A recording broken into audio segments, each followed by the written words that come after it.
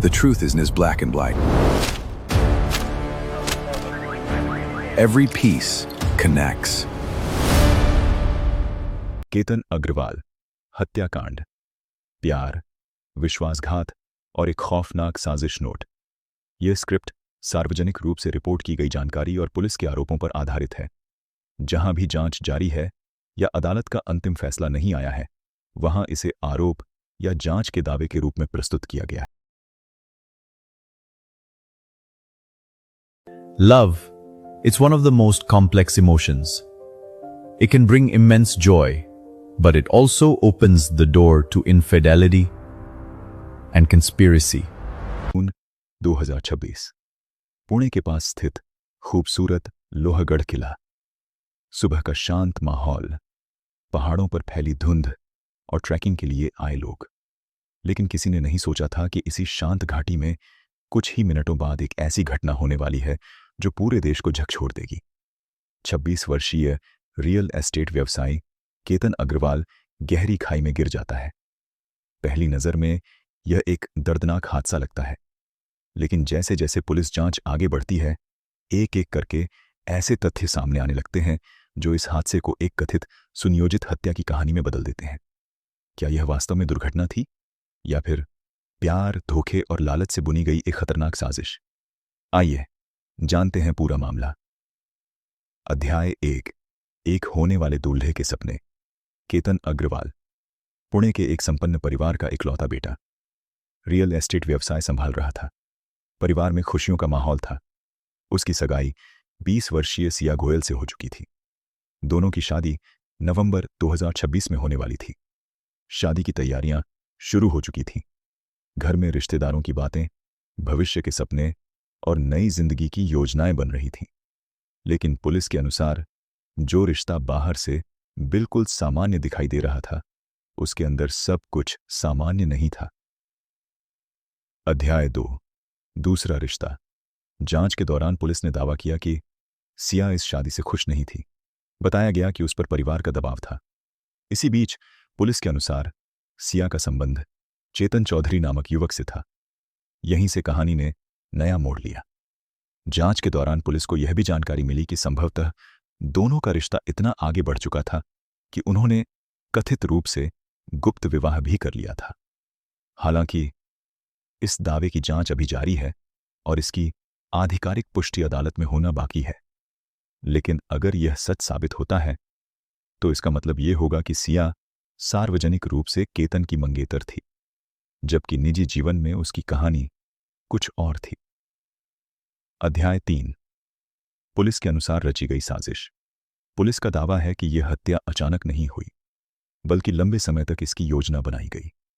जांच के दौरान मोबाइल फोन से कथित रूप से कई महत्वपूर्ण डिजिटल सुराग मिले, जैसे डिलीट की गई चैट्स, स्नैपचैट गतिविधियां, लोकेशन रिकॉर्ड और गूगल सर्च हिस्ट्री।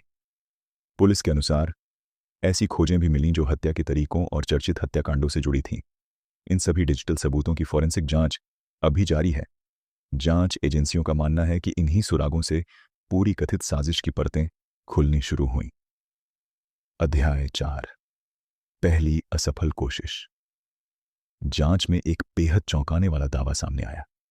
पुलिस के अनुसार लोहागढ़ की एक पहले की यात्रा के दौरान केतन को कथित रूप से खाई में धक्का देने की कोशिश की गई थी। केतन के परिवार का कहना है कि वह झाड़ियों को पकड़कर किसी तरह बच गया। उस समय सिया ने कथित रूप से कहा कि उसने सांप देखकर घबराहट में धक्का दे दिया था। क्या यह सच था या पहली असफल कोशिश? यही सवाल अब जांच का हिस्सा है। पुलिस का कहना है कि इसके बाद भी एक और अवसर तलाशा गया, लेकिन वह योजना भी सफल नहीं हो सकी।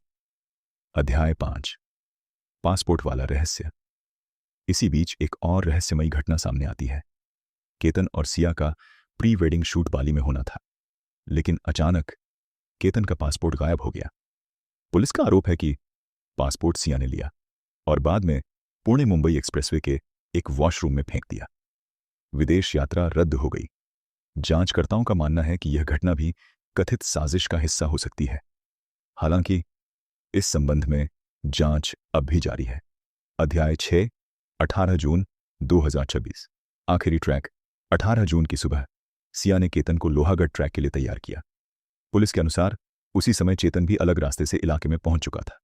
तीनों अंततः एक ही स्थान पर पहुंचे। इसके बाद जांच एजेंसियों का दावा है कि सिया एक तय जगह पर बैठ गई। यही कथित संकेत था। पुलिस के अनुसार इसका मतलब था कि अब हमला किया जाए, और साथ ही यदि केतन गिरते समय किसी को पकड़ने की कोशिश करे तो सिया उसकी पहुंच से दूर रहे।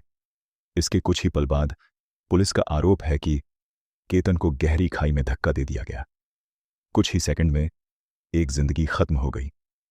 अध्याय 7, हादसा या हत्या। शुरुआत में यह मामला एक ट्रैकिंग दुर्घटना माना गया। पुलिस ने आकस्मिक मृत्यु का मामला दर्ज किया, लेकिन जल्द ही कई सवाल सामने आने लगे। बयानों में विरोधाभास था। सीसीटीवी फुटेज नए सवाल खड़े कर रहे थे। फोन रिकॉर्ड्स की जांच शुरू हुई, और सबसे महत्वपूर्ण, केतन के परिवार, विशेषकर उसकी बहन ने कई गंभीर संदेह जताए। यहीं से जांच की दिशा पूरी तरह बदल गई। अध्याय 8, जांच की नई परतें। जांच के दौरान पुलिस ने दावा किया कि घटना से पहले सिया और चेतन की एक कैफे में मुलाकात हुई थी। सीसीटीवी फुटेज की भी जांच की गई। दोनों के बीच कथित 34 मिनट की फोन कॉल भी जांच के दायरे में है। इसके अलावा डिलीट किए गए संदेश, स्नैपचैट रिकॉर्ड, लोकेशन डेटा और अन्य डिजिटल साक्ष्यों का विश्लेषण जारी है।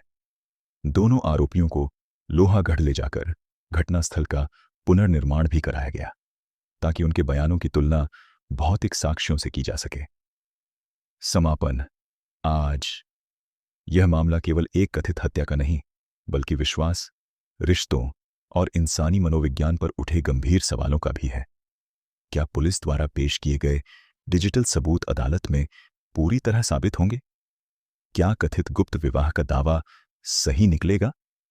क्या यह वास्तव में पहले से रची गई साजिश थी, या कहानी का कोई दूसरा पक्ष भी सामने आएगा? इन सभी सवालों का अंतिम जवाब अदालत के फैसले से ही मिलेगा। तब तक यह मामला हमें याद दिलाता है कि कभी-कभी सबसे खतरनाक साजिशें उन लोगों के बीच छिपी होती हैं जिन पर हम सबसे ज्यादा भरोसा करते हैं।